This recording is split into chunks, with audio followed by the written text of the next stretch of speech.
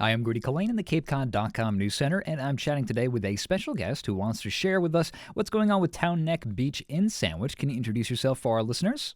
Sure. It's David Ducanto, and I'm the Director of Natural Resources for the town of Sandwich.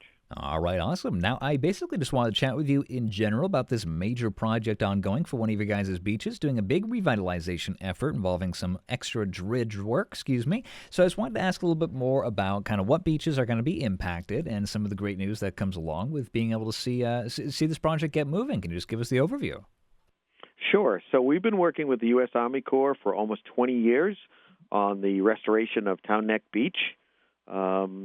What has happened over the years is that one of the major structures on the end of the canal, which is affectionately known as the sand catcher, does exactly that. It catches the sand coming down off white cliffs and prevents a lot of it from traversing the canal, and therefore our beaches on Town Neck are starved of sand. So we've been working on this remediation, like I said, for a number of years, and it's finally coming to fruition. The dredging will take place in about another week. The overall work is only going to take probably a couple of weeks as long as I get the weather.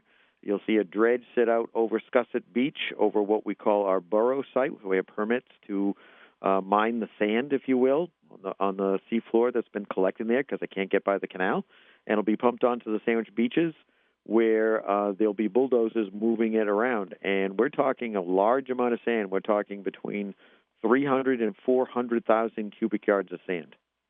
Okay, yeah, that's a lot of sand. No, it's very interesting because I think a lot of people might come down to Cape Cod and just sort of like take for granted the beaches, not really think about the fact that some of them have to be like really painstakingly maintained.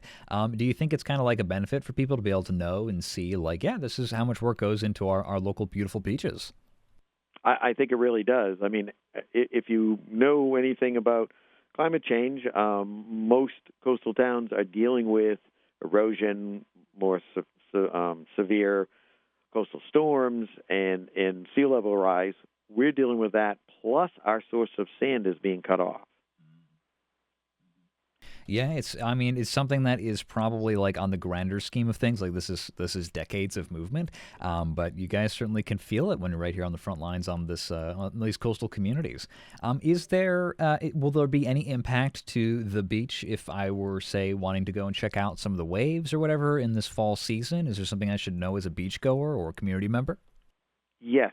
So they will be working, and they'll be working from west to east. They'll be working in the parking lot where the brewery is right now, Treehouse, working towards the east, towards Mill Creek.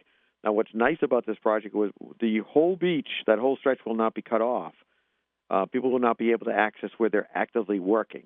And as they work and groom and put the sand in place and move on to the next section, people will then be able to access that portion of the beach. So it'll be a very small area that will be shut off, and then that area, the secure area, will keep moving until they're done. All right, so there'll be people on hand, so if anyone's confused, they'll be able to reach out, maybe ask a question if they're not quite sure, like, hey, where can I go, where can I not go? Correct. Yep. All right, awesome. Is there anything else you wanted to highlight for our listeners? Obviously, this is kind of a minor inconvenience, but for the longevity of the beach, you'd say it's worth it? It's definitely worth it. And the thing to keep in mind, because I get this asked a lot, why do we painstakingly try to maintain our barrier beach? And we don't just do it for the beauty of the beach, for beachgoers, or for the people that have homes on the beach. It really protects the downtown of Sandwich. If the barrier beach were to be breached during a storm, we would see flooding well within 2 miles inland. And so it protects all of downtown Sandwich. Yeah, it's sombering and unfortunate to be able to have this conversation just as we're also seeing Florida just coming off of the impacts of Hurricane Helene as well as now Milton on this way. So it is unfortunate, but that is certainly a major danger, something to worry about as a coastal community. Yeah, I can't believe what they're going through down there. When we talk about major storm surges, we talk in feet of like 4 to 8 feet on top of our top 12-foot tide. They're talking about 15 feet. I just can't imagine that. All right. Well, thank you so much for having this conversation with me. I really appreciate it. Is there anything else you wanted to highlight for our listeners while I still have you about this project? And other than this goes right in concert with us rebuilding the boardwalk, so we have put a lot of effort into that area of town. And just for the listeners, so that boardwalk is now it's open, it's ready to go. You can go visit anytime. Anytime. Yep, and it's fully ADA compliant. It's got railings. It's just gorgeous. Yeah, beautiful changes. All right, well, thank you so much. I will let you go. It's been a great pleasure. Okay, thank you.